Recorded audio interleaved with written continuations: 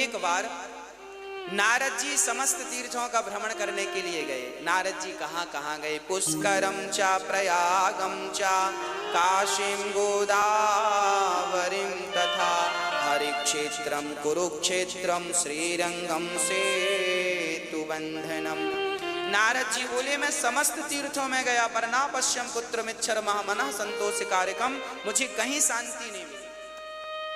नारद जी सारा संसार, एक बार नारद जी आ गए आपके यहाँ, वृंदावन भी आए और हैदराबाद भी गए। नारद जी काहे को गए? शांति देखने गए। शांति कहाँ है? आपके घरों में शांति है मैया जी? है।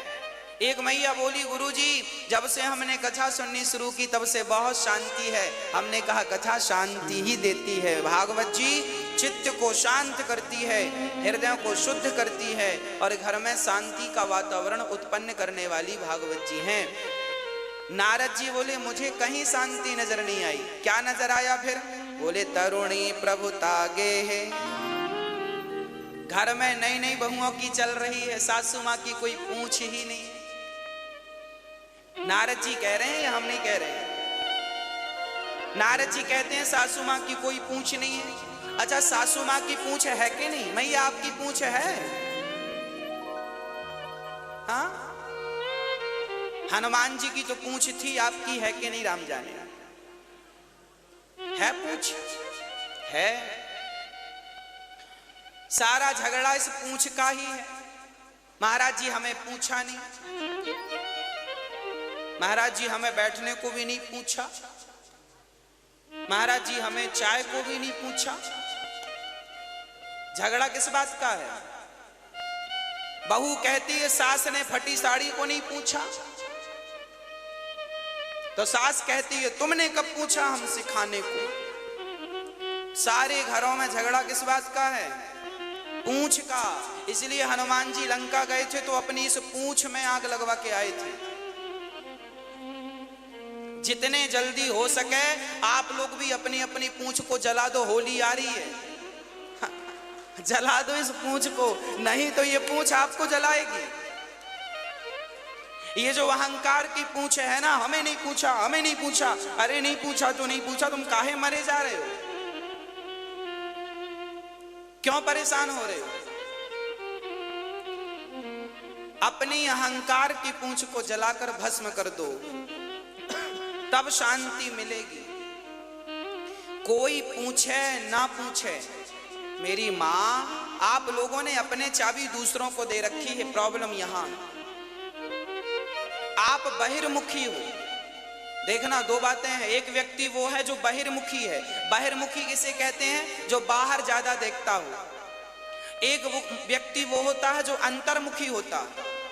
बाहिर्मुखी वाला व्यक्ति ऐसा होता है, आपने हमें गाली दी हमें बुरा लग जाएगा, हमें फलाने ने गाली दी।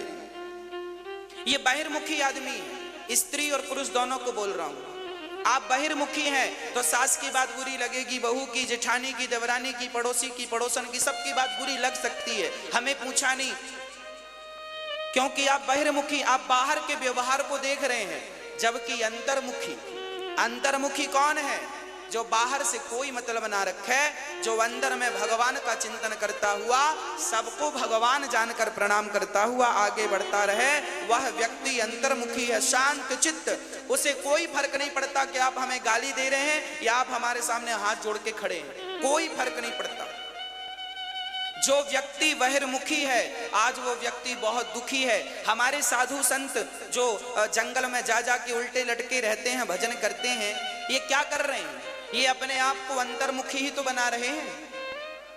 और ये जरूरी नहीं है कि आप घर छोड़ के जंगल जाएं तो अंतर्मुखी बने। आप पत्नी पति परिवार के बीच में रहकर अंतर्मुखी बनिए। सुदामा जी अंतर्मुखी थे, पत्नी के साथ और बच्चों के साथ रहते थे। मिल जाए तो खा लेते थे, नहीं मिले तो भूखे रह जाते थे। ना शिकायत करते थे, ना किसी से झगड़ा करते थे। अंतर्मुखी। कोई गाली दे दे, चल भैया हमने कोई पाप किया होगा जिसका परिणाम हमें गाली के रूप में मिल गया। कोई दो थप्पड़ गाल पे जमा दे तो कोई बात नहीं भैया, हमने कोई पाप किया होगा तो थप्पड़ हमें दो पड़ गए, कोई बात नहीं। हम भगवान का चिंतन करने आए। हमें 100 साल तो जीना है, 100 साल में भी 20 साल निकाल दो।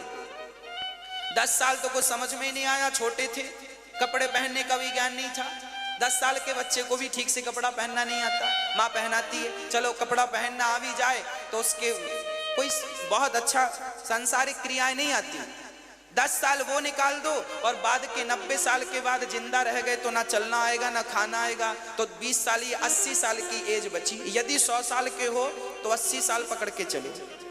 ये 80 साल हमारे पास हैं, उसमें भी हमें 80 साल में 40 साल तो सोना है। पूरी रात सोता है, 12 घंटे का दिन 12 घंटे की रात, तो 40 साल सोना, बचा कितना?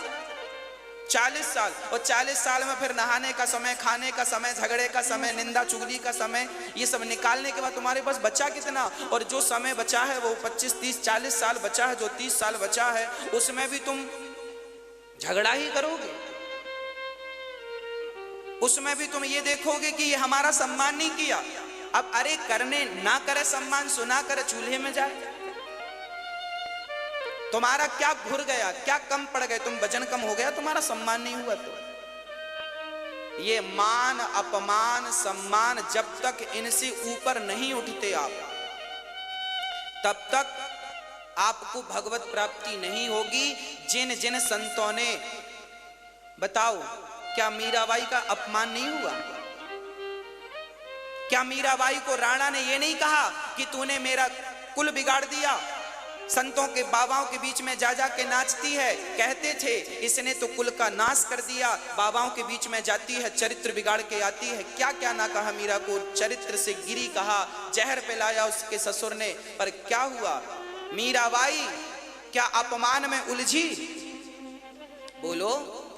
अब वो मीरा झगड़ा करती, लो मेरी सास मुझे तो चरित्रहीन कह रही है। आपको कोई जरा कह दे कि तुम जरा ऐसी हो वैसी हो तो आप झगड़ा करने लगोगी, आप बात विवाद करने लगोगी। बात विवाद में आपको नींद नहीं आएगी, समय वेस्ट होगा।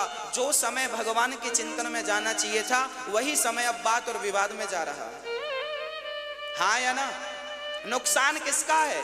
आप हमें गाली दे के आगे बढ़ जाएंगे, पर हम रात भर सोचते रहेंगे फलाने ने गाली दी गाली दी। आप तो आराम से सो रहे हैं, हम सोच रहे हैं, क्योंकि हम बहिर्मुखी हैं, क्योंकि हम बहिर्मुखी हैं। मीरा को गालियां दी लोगों ने, जलील किया, पर मीरा ने जानती थी इनसे झगड़ा करके क्या करेंगे, इनके मुंह क्या लगे।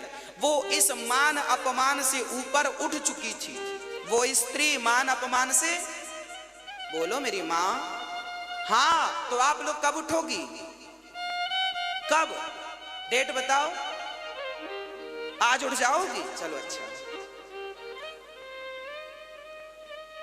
आज उठ जाना। कोई गाली दे, देने वाला चूल्हे में जाए, आपको क्या करना?